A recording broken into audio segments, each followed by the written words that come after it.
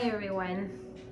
I'm here to share my testimony on my abortion experience with you today. And I just really want to encourage you, if that word cuts or stings at all, just hang around, give them the next couple of minutes, and I promise it will be very much worth your while.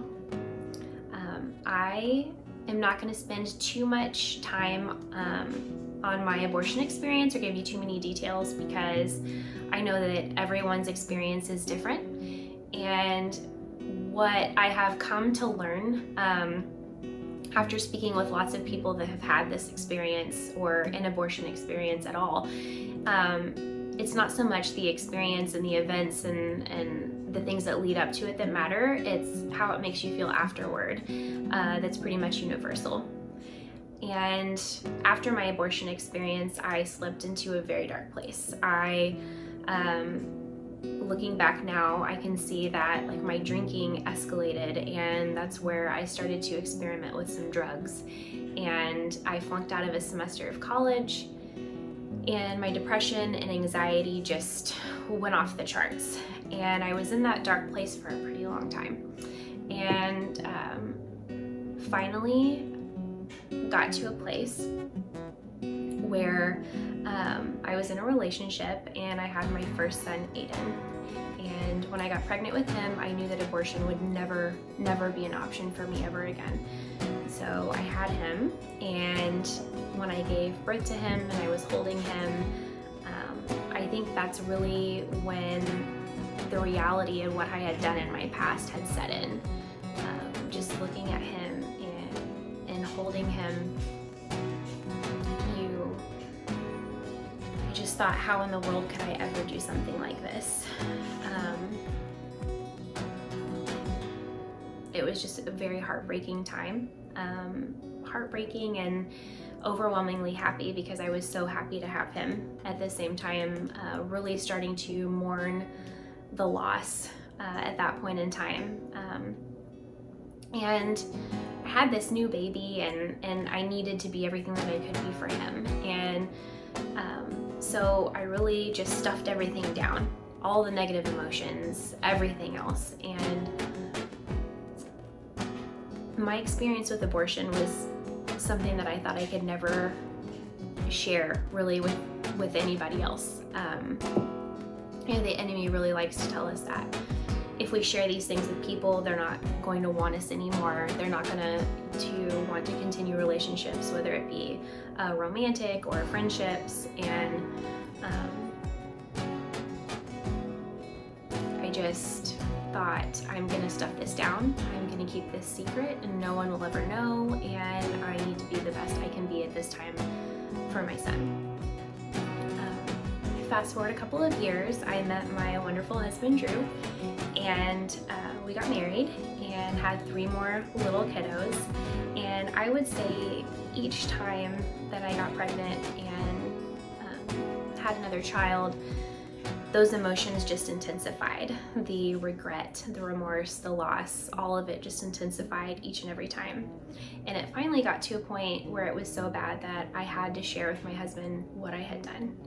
And he was very gracious, very understanding, and reaffirmed his love for me and let me know that it didn't matter, that my past decisions did not matter to him anymore. And that really kind of started to heal part of what I was feeling inside. We started going to church, and I remember walking in and thinking, do I really deserve to be here? I don't know if I'm deserving after the things that I've done. And again, when you're singing the worship songs and it's talking about forgiveness, or you hear the pastor, preach on a topic of, it doesn't matter what you've done, you can always come back to God. And I just remember thinking, but I just don't know if that's for me. That's for everybody else, but maybe it's not for me. What I've done is too terrible. When we were going to church, I joined a group called MOPS, Moms of Preschoolers, and really enjoyed it. I don't know how on earth I would have survived those young years in motherhood without that group. It was absolutely fantastic. I just love the fellowship and everything that it was able to teach me about being a mom and about giving grace. And so the second year I decided to be a table leader. And I knew going into that I needed to share my testimony. And I thought, this is fine because I have so many other things that I can share about. It doesn't have to be my abortion testimony. I can leave that part out. And I remember God just being like, no, you're gonna share that. You're gonna share that. And I thought, oh Lord, I don't know. I can't do that. I can't do that. And then that's when the enemy really started in on me, just saying, how could you share this story with these women at your table? And I would lay awake at night and God telling me, this is what you have to do. And then the enemy being on the other side saying, no. And this was probably, I would say, one of the hardest times in my life. I had just had my third kiddo at the time. And I remember just all this going on in my head and rocking him to sleep at night and looking at his precious face and thinking, how on earth could I have ever done something so incredibly terrible? And just being so scared that my kids were going to be taken away from me because I didn't deserve them. And just feeling so incredibly unworthy. And after going to church for a while and your brain knows, like, I am forgiven. Christ died on the cross for me, for my sins. And my brain knew this. My heart just wasn't able to receive that forgiveness. And one night while I was rocking my kiddo to sleep, and I was pleading with the Lord, please. I know this in my head, but my heart is having so much trouble trying to receive it. So much trouble. And I laid my son down in his crib to sleep, and I went in to say goodnight to my oldest kiddo. And when I walked in the door, he had his Bible open on his bed. And I went and sat on his bed and I said, hey honey. And he said, Mom, would you please read me the story of the woman at the well? And as I read him the story of the woman at the well, just tears just started to stream down my face.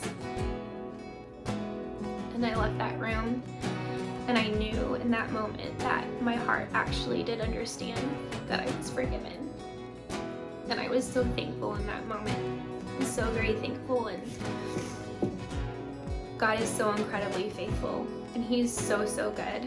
And reflecting on how incredibly special that moment was with my son and with my Heavenly Father, knowing that just moments before I walked in that room, I felt so unworthy to be his mother. And then God used exactly what I did not feel worthy of to help communicate my forgiveness to me. It's just so incredibly amazing. So I did end up sharing my story with the people at my table, and no one hated me. As a matter of fact, I would say we probably grew a lot closer because we were able to have an authentic relationship with one another moving forward from that, and there wasn't anything that I was hiding. And I grew a lot through that experience. It was around that time also, we had someone come to speak at our MOPS group about a ministry called If Not for Grace. And as soon as they were done with their presentation, I knew that I wanted to learn more. So this ministry deals specifically with families that have been through an abortion experience.